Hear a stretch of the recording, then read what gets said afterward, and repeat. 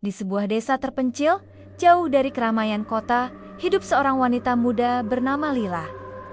Dia bekerja sebagai perawat di rumah sakit setempat, tempat di mana orang-orang datang untuk mendapatkan perawatan terakhir mereka sebelum menghadap ajal. Rumah sakit itu sudah sangat tua, penuh dengan lorong-lorong gelap dan kamar-kamar yang terkadang tampak tidak terawat. Namun, Lila sudah terbiasa dengan suasana suram itu. Suatu malam saat bertugas larut malam, Lila menerima tugas yang tidak biasa, merawat seorang pria tua bernama Pak Arman.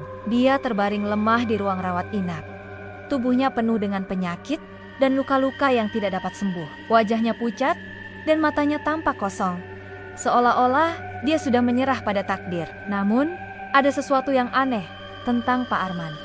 Setiap kali Lila mendekat, pria tua itu akan menggenggam tangannya dengan erat, seakan memberi peringatan tanpa kata. Lila merasa iba, dan setiap malam dia merawat Pak Arman dengan penuh perhatian. Tetapi ada sesuatu yang mulai mengganggu pikirannya. Setiap kali dia merawat Pak Arman, tiba-tiba saja suasana di ruangan itu menjadi sangat dingin.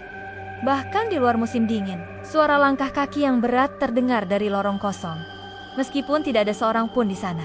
Pada suatu malam, setelah Lila selesai mengganti selimut Pak Arman, pria tua itu membuka matanya dan menatapnya dengan intens. "Kamu harus pergi," bisiknya.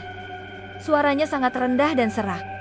"Jangan tunggu sampai terlambat." Lila, yang merasa cemas, mencoba bertanya. Tetapi Pak Arman hanya tersenyum dengan cara yang aneh, lalu menutup matanya kembali. Lila merasa sedikit takut, tetapi dia mengabaikan perasaan itu, berpikir bahwa itu hanya kecemasan dari seorang pria yang sedang sekarat. Namun, malam berikutnya, hal yang lebih aneh terjadi. Saat Lila sedang berjalan di lorong sepi rumah sakit menuju ruang perawatan Pak Arman, dia mendengar suara langkah kaki berat di belakangnya. Ketika dia menoleh, tidak ada siapa-siapa, hanya ada bayangan panjang yang tampak bergerak mengikuti langkahnya. Lila mempercepat langkahnya. Namun, suara langkah kaki itu semakin dekat. "Ada seseorang di sini," bisiknya, dengan napas yang mulai tercekat. Dia membuka pintu ruang Pak Arman dengan cepat, hanya untuk menemukan ruangan itu kosong. Bedanya telah terlipat rapi, dan tempat tidur Pak Arman tidak ada. Hanya ada sisa-sisa bekas darah yang menetes di lantai. Lila memeriksa seluruh rumah sakit, panik, mencari tahu apa yang terjadi. Tiba-tiba, suara langkah kaki itu kembali terdengar.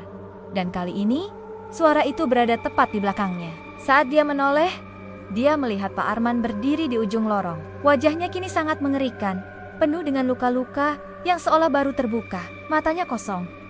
Namun dia tersenyum, dengan gigi-gigi tajam yang mengerikan terlihat. Pak Arman tidak berbicara, tetapi gerakannya sangat lambat dan menyeramkan. Lila berlari menjauh, menuju pintu keluar rumah sakit. Tetapi ketika dia mencapai pintu utama, dia terhenti. Ada sesuatu yang tak terlihat di luar pintu. Sekelebat bayangan putih melintas. Dan tiba-tiba, Lila merasa seolah-olah ada sesuatu yang menahan tubuhnya. Sesuatu yang menekan dengan sangat kuat, seperti tangan dingin yang memeluknya.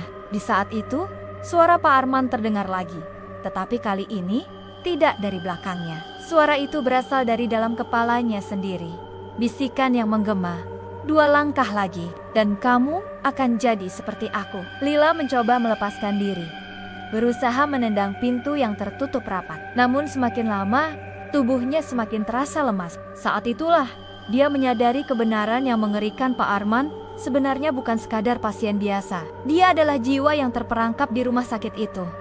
Dan setiap kali ada seseorang yang merawatnya, dia akan membawa mereka menuju takdir yang sama, terperangkap dalam lorong-lorong gelap yang tak terlihat. Dengan kekuatan terakhir, Lila membuka pintu dan berlari keluar. Namun, saat dia melangkah keluar, langkah-langkah Pak Arman terdengar di belakangnya. Semakin mendekat, semakin mengerikan. Ketika Lila menoleh, dia hanya melihat 2 langkah lagi di belakangnya, dan bayangan Pak Arman dengan senyum penuh taring menunggunya. Langkah kedua itu adalah langkah terakhir yang akan membuatnya jatuh ke dalam kegelapan yang tak terhindarkan.